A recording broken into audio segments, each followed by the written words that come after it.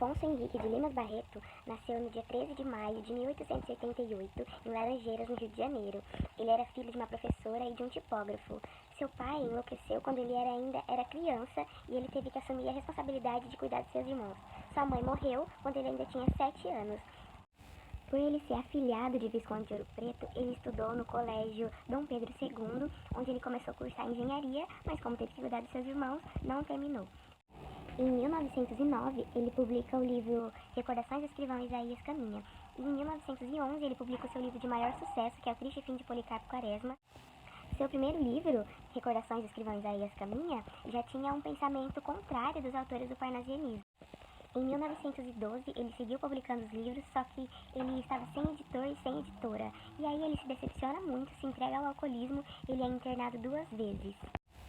Ele morre dia 1º de novembro de 1922, vítima de ataque cardíaco. Só para relembrar, todas as obras do autor Lima Barreto só tiveram sucesso e foram reconhecidas após a sua morte. Bem, meu nome é Tamires e eu estou aqui para falar um pouquinho para vocês sobre o período do pré-modernismo, que é o momento literário em que se encaixa o autor Lima Barreto.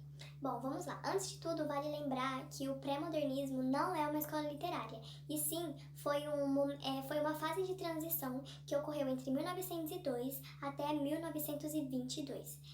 Com isso, a gente tem algumas características de movimentos literários que aconteceram antes. Também, só para reforçar, os autores são assim chamados porque eles fazem uma crítica da sociedade brasileira do século XX. Um pouco sobre o contexto histórico, gente.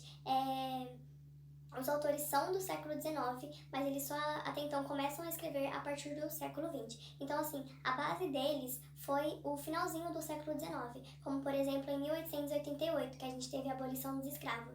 Em 1889, a gente teve a proclamação da República. E um pouquinho mais pra frente, imigrantes que vieram pro Brasil para substituir a mão escrava na lavoura. E também sem contar que aconteceu inúmeras revoltas, como Revolta da Chibata, Guerra dos Canudos, Revolta do Contestado e entre outros, gente. Então, assim, essa foi a base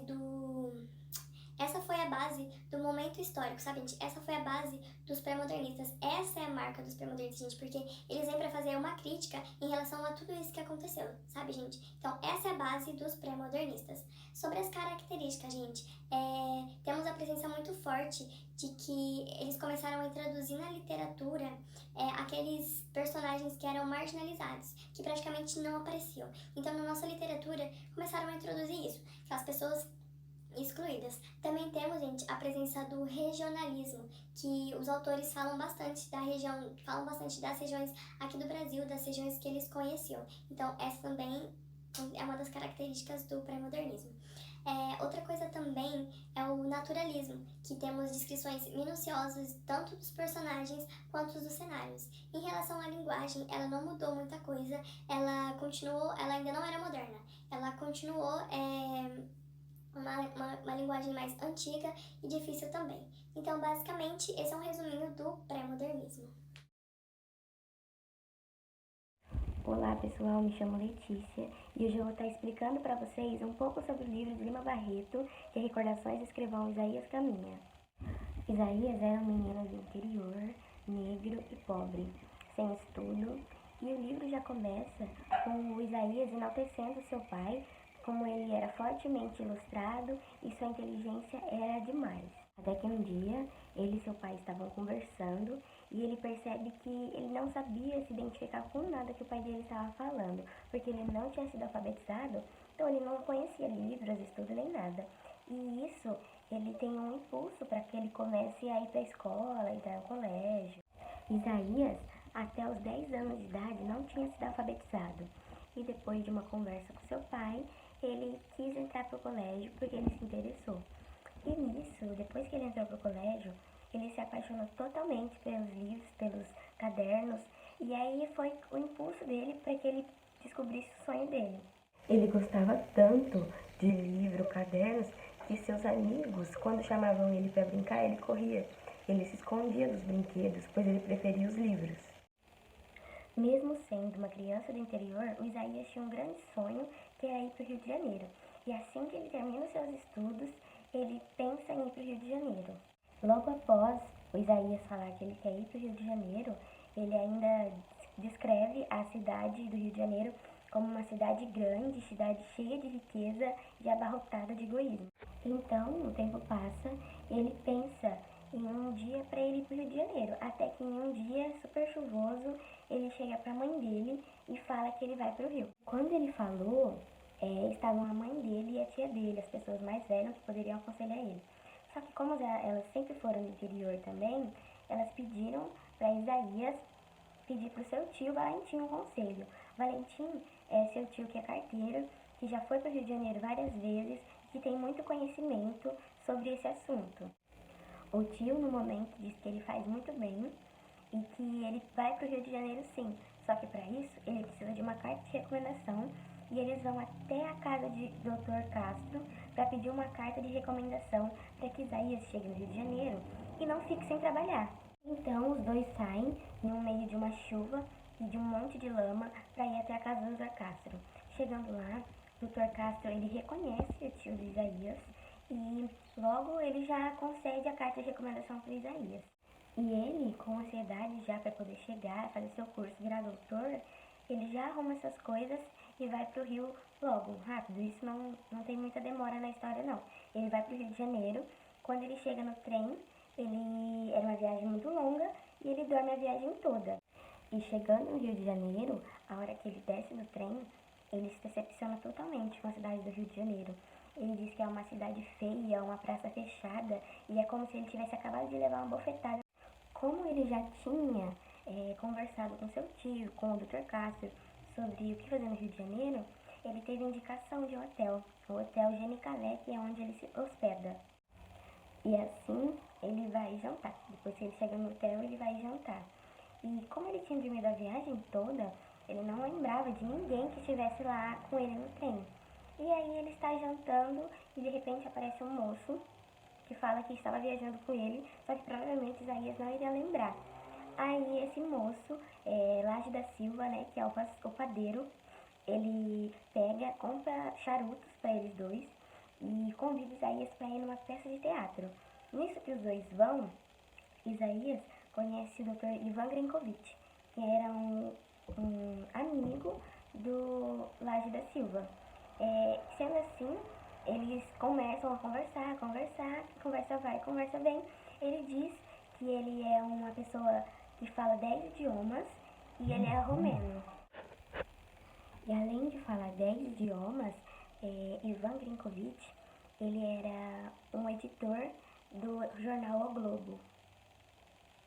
E Isaías decide ir atrás do Dr. Castro para pegar sua recomendação e para pedir uma ajuda, né? Porque já fazia uns dias que ele estava na cidade e não tinha conseguido nada ainda. E ele vai até a Câmara dos Deputados para falar com o Dr. Castro. Chegando lá, está havendo uma sessão. E Isaías fica muito abismado com tudo que estava acontecendo, que ele nunca tinha visto aquilo, todos os deputados representando o Brasil reunido, aquilo realmente para ele foi muito marcante. E ele fica muito admirado com tudo aquilo. Mas no fim, ele não consegue falar com o Dr. Castro. E após muita insistência, Isaías vai até a casa de Dr. Castro, mas a casa da amante do Dr. Castro no Rio de Janeiro, porque o Dr. Castro realmente morava junto com ele lá no interior, mas como ele era deputado, né, ele tinha uma casa no Rio de Janeiro que ficava sua amante, e Isaías vai até lá. Chegando lá, ele consegue falar com o Dr. Castro, mas o Dr. Castro fala para ele que hoje, né, naquele dia, ele não poderia ajudar ele, que era para ele procurar ele um outro dia, qualquer outro dia menos aquele dia. E assim o Caminha fica muito bravo, porque depois ele descobre que não teria outro dia para ele falar com o Dr. Castro, só teria aquele dia, porque no próximo dia ele já iria viajar. Então, era aquele dia ou nenhum dia mais. Passando o tempo, Isaías ainda começa a xingar ele de patife no livro, porque ele não fazia nada para ajudar ninguém e ele ficou muito bravo. E como ele não conseguiu nada com o Dr. Castro, seu dinheiro já estava acabando, ele já não sabia mais o que ele ia fazer. E mesmo assim, ele andando, ele é intimado para poder ir na delegacia. Chegando na delegacia, ele descobre que o hotel onde ele estava hospedado, o Hotel Genicalé, tinha sido assaltado. E o pessoal que estava na delegacia estavam só esperando ele chegar, porque por ele ser negro, estavam achando que era ele que tinha roubado o hotel. Quando ele chega na delegacia, o delegado começa a fazer várias perguntas para ele, chama ele de mulatinho, e no livro ainda fala que os olhos de Isaías encheram de lágrimas, porque ele não sabia porque ele estava sendo tão injustiçado naquela cidade. O delegado começa um interrogatório com Isaías, perguntando o que ele estava fazendo no Rio de Janeiro e qual que era a profissão dele. E Isaías fala que ele é estudante, que veio para o Rio para estudo, né? E o delegado não acredita que um mulato possa ter vindo para estudar no Rio de Janeiro.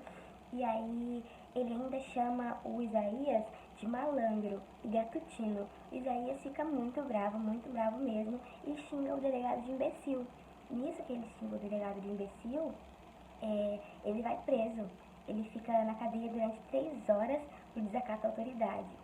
Depois que ele saiu da cadeia, ele deixou o hotel, né? Porque tudo aconteceu pelo roubo do hotel, mas não era ele que tinha roubado. Então ele deixa o hotel e passa a morar nas ruas, porque ele já não tinha mais dinheiro e não tinha onde ficar. Não tinha mais dinheiro, não tinha onde ficar, não tinha mais o que comer. E ele passa a andar nas ruas na esperança de que ele encontre algum dia o Ivan Grinkovic para que ele possa ajudar ele. Enfim, surge uma oportunidade para o Isaías, mas quando ele chega no emprego, a pessoa que ia contratar ele não contrata porque ele era negro. E aí ele se sente muito desprezado e com isso ele se perde todas as suas esperanças. Ele passa um tempo caminhando pelas ruas do Rio de Janeiro sem ter o que comer, sem ter onde ficar. E certo dia ele vai até a edição do jornal O Globo pedir para falar com o Dr. Ivan, mas ele não estava lá. No outro dia ele volta de novo para falar com o Dr. Ivan, mas ele não estava lá de novo. Aí um dia ele estava caminhando pelas ruas do Rio de Janeiro e ele vê o Dr. Ivan. O Dr. Ivan chama ele para poder tomar um café na redação do jornal. E nisso ele vai. E chegando lá, ele começa a trabalhar, porque o Ivan contrata ele, e aí ele começa a descrever o local. Era uma sala pequena, mais comprida que larga, com 2 filas paralelas de minúsculas mesas, em que se sentavam os redatores e repórteres escrevendo em mangas de camisa. Parava no ar um forte cheiro de tabaco. Os bicos de gás queimavam baixo e eram muitos. Bom, Isaías caminha, tá na redação de O Globo para falar com o Ivan Grinkovic, que lhe tinha prometido um emprego. Quando ele chega no jornal, ele se encontra primeiro com o Oliveira e ele lhe pergunta se o Ivan já tinha chegado. O Oliveira ele olha de alto a baixo e fala que ainda não havia chegado. Então aí Isaías fica lá de pé, meio perdido, até que alguém o convida para sentar, e ele senta e fica lá paradinho no cantinho, esperando o Ivan chegar. Agora que o Isaías está lá na redação, ele meio que para de falar um pouco sobre a trajetória da sua vida e começa a descrever os personagens e como que era ali a redação, como que funcionava tudo.